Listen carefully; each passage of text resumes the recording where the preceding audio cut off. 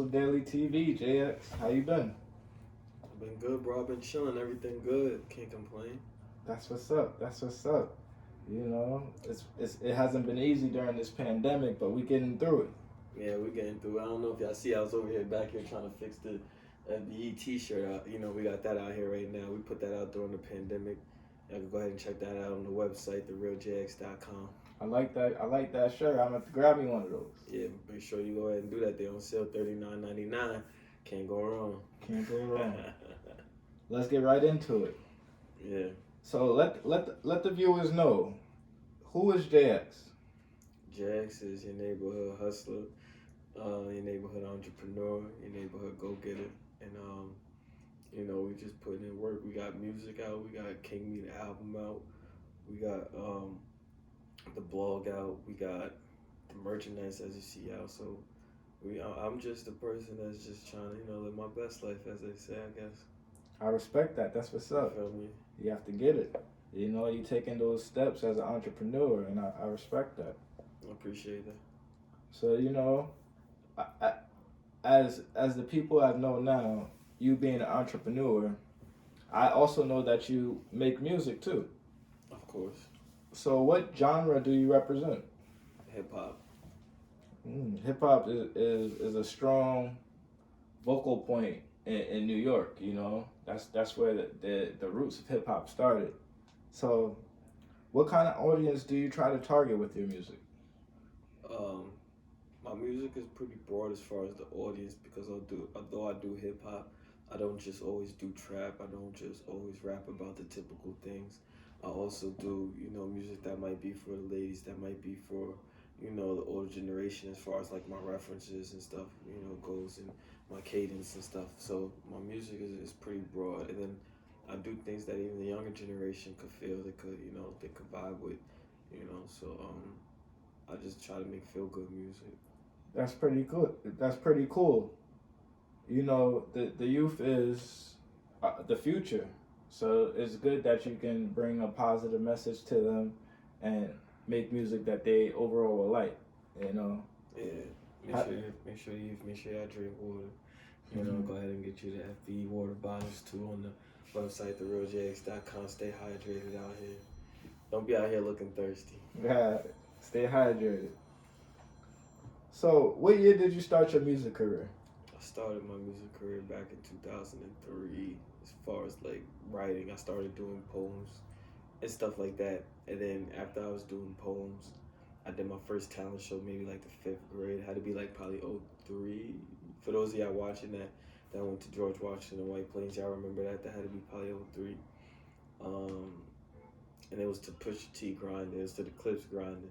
That was my first song I ever performed. But ever since then, I fell in love with performing and been doing music. And then since 2011 was when I really started putting my rap career into gear. But even in high school, I was dropping mixtapes, doing shows, like the Thirsty Turtle in White Plains, shows around the city. You know, shout out to everybody that used to pull up back then. So I always was dabbling with the music. As far as like really taking my rap career seriously, probably within the past 10 years. Yeah. That's what's up. So, backpedaling 10 years, we will say that was 2011, right? Right. So, what was the energy like in 2011? The energy was different. I mean, that was like the intro to the Migos, and you know, the whole different Atlanta wave that's still, you know, captivating and killing it right now. But 2011, it was also like you had French Montana, Coke Boy wave was really bubbling, and that's really was Meek Mill also. That's really what was playing back then, 2011. Yeah. So, you know, Rick Ross. I guess you could say the energy was quite different from now, present day, 2021. You know, a lot of those artists have evolved with their sound from where they kind of music that they were putting out in 2011. Yeah, I would say that was the intro to that type of sound, and even the drill, like the Chief Keef, the G Herbo, and all of that. That was like the intro to that drill type of sound. But as you see, both that Atlanta and that drill sound is killing it right now too. I mean, even like you said, evolving like to where you have Pop Smoke doing like the UK drill sound, and the Migos and them being where they at right now with it, as far as the little babies and people that came after them. So that was where it was really bubbling and shit in 2011. You make an excellent point. So with that said, do you feel like artists and the type of music that was currently being made back then could exist now? Yeah, I mean, because they do exist. The Migos and them still hot. G Herbo and them still dropping music. So they just evolved. It was an intro to a new era. It was a new decade in itself too. And now we're in 2021. We about to see even newer shit, even newer artists, and even new different pockets of hip hop. That's interesting you say that, because I also agree. Hip hop is all about growing. It's, in retrospect, compared to all these other genres, still fairly new. Yeah, I mean, look at it now. You have your NBA young boys who sounds like a hip hop rock, rock star. Then you have like, the baby, and you have, just these new different pockets of different types of artists, and you see how hip hop has evolved. And in 2021, I'm pretty sure we're gonna see a lot more. Yeah, like what was it like? I don't know what genre this guy raps in. To me, it looks like goth, heavy metal rock rap. His name is Mario Judah. He performed at Rolling Loud, the virtual performance this past year. So just to add on to what you say, there's all different type of sounds, and you got St. John. La Rosa's track is fire, and he got a different sound. He got a lot of music coming out too, and I don't even know what you categorize him as, but his music is dope, and he's just like a different artist, like as far as like a Travis Scott, where it's like kind of hard to just categorize them because their sounds are just different than your typical rap artist. But I like his music too, and you got a whole bunch of different new artists that I'm pretty sure are gonna carry the wave. So then you got myself as well, in 2021 we looking to drop a couple singles. We about to drop that bass pop, that face swap single about to drop in March, I believe. So we definitely want to stay tuned to that. But yeah. Okay, we got singles dropping. Yeah. My next question is, what are some milestones or pivotal moments in your career being independent that you overcame coming out the 914 specifically? This is more something that all our local viewers can watch, and they can gain something for it. For those independent artists trying to achieve those very milestones too. Even being able to perform at local venue spots in the city, like I said, performing at Thirsty Turtle, performing at local talent shows, but then from going there to being able to expand to performing outside of Westchester, to perform in Brooklyn, the Bronx, Manhattan. You have to reach those cities in order for your music to really boom outside of just the county. You got to be able to reach the city, and that's a huge achievement itself, to reach the crowds out there and have people out there know your music and stuff too. And on top of that, just being in Westchester, one of the biggest achievements is being able to work with, Kiss, and even secure a lot of other major features, even just being from Westchester, as far as Project Pat or Fred the Godson and other people that I've worked with. It's just being able to network and connect no matter where you at, and even being in Westchester, you'd be surprised about your resources and the people that you could reach out to. What are some artists that you have worked with in your past? Like Jay Kane, Sharpie the Sharpest, that's my homie. Breezy Sundays we got out. I got songs with like I said earlier, Project Pat, Project King Me Out with Jadakiss right now that we just dropped September 30th, 2020. Who else we got songs with? Leon Inez, my homie Diego Gold. Yeah. Shout outs to all those artists. and my cousin Dialamo, my other cousin Tyler. Yeah. So it sounds like you're not afraid to work with other artists and collaborate. Nah, yeah, of course, I'm always collaborating, always working with other artists, always doing my thing, you know, as much as I can be. If I got the time and I could go ahead and lock in the studio with whoever, we could go ahead and do it, and the money makes sense, and you know, if everything makes sense, we could knock it out. What would be the proper way for an upcoming artist to reach out to you for a potential feature they will want done? Reach my management team, therealjxl.com. Sometimes I even answer the emails myself, and I'll reach back to people myself. You could even hit me on a DM, Instagram, Twitter, whatever the case. You know, wherever you see me, just hit me, email, whatever, DM, and I'll get back to you. What thoughts come to mind when performing live? How did you become so good at what you do? I love performing live. That's the best part of making music for me, is being able to get on stage and perform. Usually the only thoughts that come to mind is like making sure that I'm rocking the crowd, making sure the crowd is having fun, making sure that I'm, pronouncing my words and giving the best show that I could possibly give, the energy, and, making it a good experience for everybody. That's usually what's on my mind when I'm performing. Okay. It seems like every performance I've seen in the past, it just naturally flows. You're not afraid to express the music in the moment. Right. It shows that you're multifaceted. Like, some artists are just better at recording, others are just better at performing live, but you have a more balanced approach about how you take your career. Well, it's a business. At the end of the day, you have to handle it as a business. And ultimately give the fans what they want. Yeah, which is an experience. Have to give the fans what they want, whether they're hearing your music, whether they're buying your merchandise, whether they're attending your shows, or whether they're interacting with you on social media, in person, live meetings, whatever the case is. Everything is an experience, and you want to make sure they get the best experience, because that's what keeps them coming back, and that's what establishes genuine relationships. And that's what I want with all my fans, all my supporters, and everybody that I work with, is genuine relationships.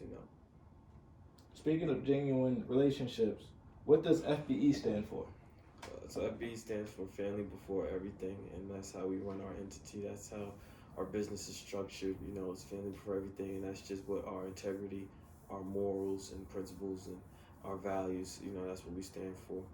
And that's what we rocking with, family before everything. So that's what FBE stands for.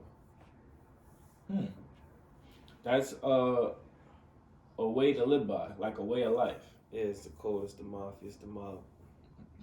I hear that. Let's talk about King Me. Yeah. What were your thoughts when making that? What was like making that project? It's like chess, you're playing a sport and you're trying to win. And at the end of the day, when you win, you get into that position, where you see you capitalizing and it's your moment, you got King Me. That's dope. What was it like working with JD? Because I know you mentioned that he was included on the project. It was a dope experience getting somebody that's seasoned and getting their whole perspective and opinion on the project, and getting their whole input from the beginning to the end. And you could hear it on the project. You hear it from beginning to the end. So it was pretty cool. That's dope.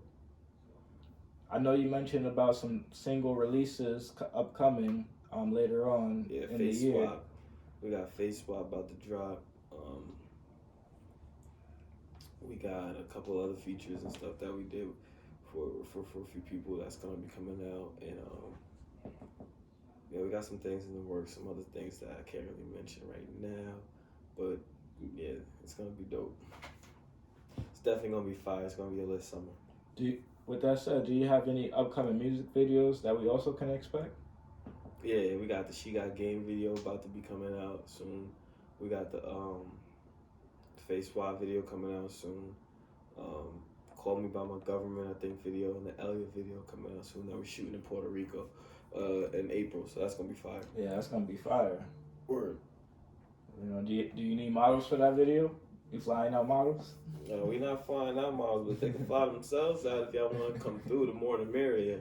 I hear that. There you go. But now the theory is that we're gonna have people within the town and within our city in Puerto Rico and Santurce and stuff come out, and it's gonna be a vibe. It's gonna be a dope experience.